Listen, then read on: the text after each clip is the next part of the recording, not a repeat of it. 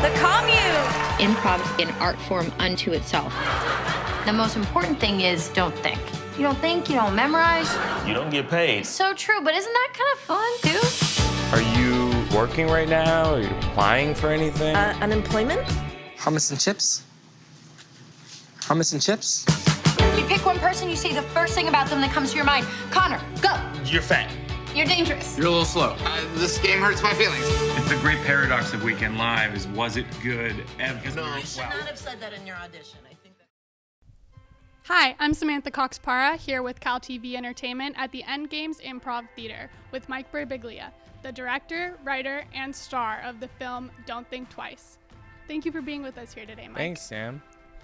So, Mike, your film revolves around an improv group called The Commune. And not only are they all best friends, they're all actually hitting it off and going big.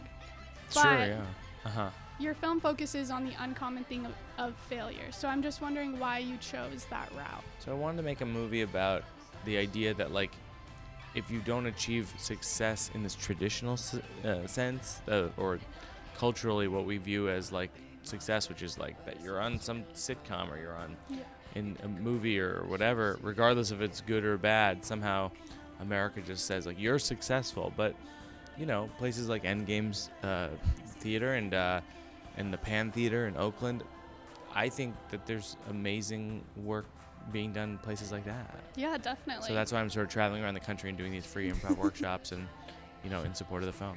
That's awesome.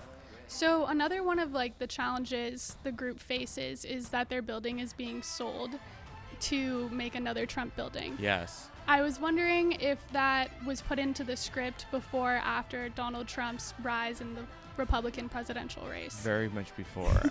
And it was weirdly prophetic of the future. No, I wrote that 2-3 years ago.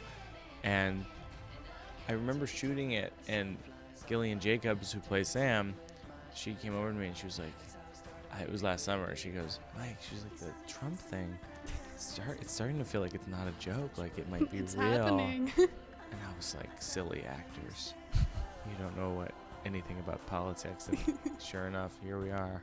So I did a little bit of research on you. Okay. And I saw that you were a part of the Georgetown Improv group in college. I was. How does that play into your experience with creating this film, since you've been in improv yourself?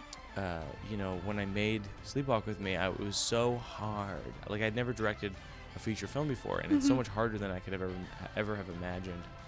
And so, I realized that a lot of the stuff that I learned in college, in improv classes and workshops, that was how I got through it. You know, the principles of like yes and listening harder than more than you talk, and you know, the idea of the group and about collaboration, and all those principles of improv really helped me make this project that I was really proud of.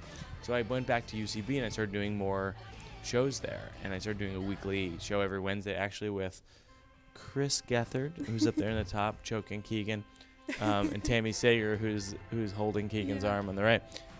So you also mentioned how it was a bit difficult with your last film as well, directing and writing it, and now you're also starring in this one as well. Sure, yeah. What challenges did you face along the road, and how did you overcome those?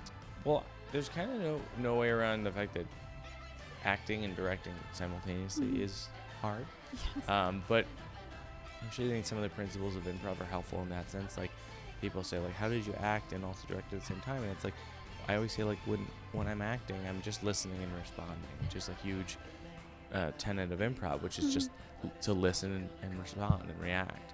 And so, yeah, that's sort of how I went through. So I personally found improv to be more than just like a part of the plot of the film. I saw it to be as a way of life. Life is like improv, Sure. live in the moment. Yeah. So with that being said, and that we're also here at an improv workshop, I thought we could play a quick improv-esque game of hot seat. Okay. So I have going to ask you some rapid fire questions, and the only rule is don't think. Don't think. Okay. Okay. So gummy bears or gummy worms? Gummy worms. Growing up, did you have a nickname, and what was it? Burbigs. If you could have dinner with anyone who has ever lived, who would it be? Bob Dylan. As a kid, what did you want to be when you grew up? A teacher. If you were in the Miss America pageant, what would your talent be? Tennis. If you could have a superpower, what would it be? To be more kind. Your house is burning. What would you save aside from people? My cat. If you were a professional wrestler, what would your ring name be? The Birbiglia. Birbiglia. Do you squeeze toothpaste from the bottom and the top? Or the top, excuse me. Oh, both. And lastly, Coke or Pepsi? Mexican Coke. Well, thank you, Mike, for being with us here today. Thanks, Sam. It was a lot of fun. And I'll visit you guys at Berkeley again soon. I performed there a bunch of times, and I love those bear statues. They're all over campus. They're super nice. I'm a huge Bears fan in general. And I've been to a few basketball games, too, over there. It's a blast. I love that place. All right, can we get a Go Bears on 3? Yeah. 1, 2, 3, Go Bears! Go Bears.